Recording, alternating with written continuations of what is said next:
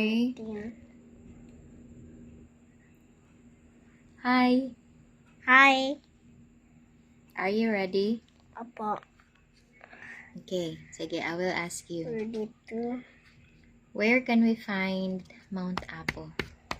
South Cotabato, Digos, Davao del Sur. South Cotabato din, abi? Apo. Where can we find Mount Hibok-Hibok? Camiguin Island. Where can we find Smith Volcano? Babuyan Island. How about Lake Leonard?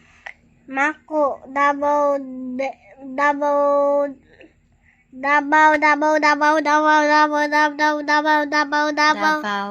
Davao, How about Mount Pinatubo?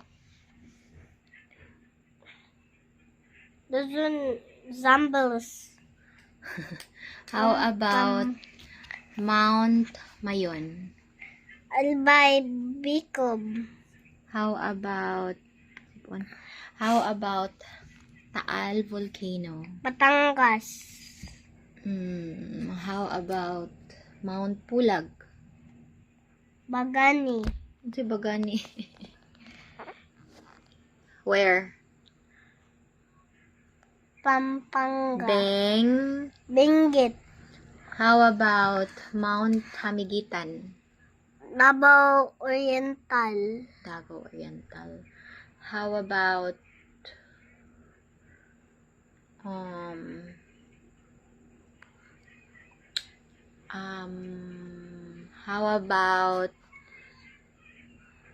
what's that highest volcano in the whole world? Everest. Mount Everest. Do you know someone, a Filipino, who reached the peak of Mount Everest? Remember that one? Himata. Yeah. And what is magma? Lava. What do you call that cone-shaped volcano? Stratovolcano. Can you give me an example of a stratovolcano? The name of the stratovolcano One example only. is Mount Apo. It's a stratovolcano. What is the highest volcano in the Philippines? Mount Mayon. Mount Mayon. Apo. Mount Apo. Namali ka, mami. Yeah.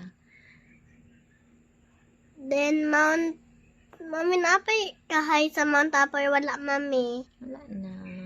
Sa Naaoy, Philippines, napay kahay. Mount Apo man lang ang highest.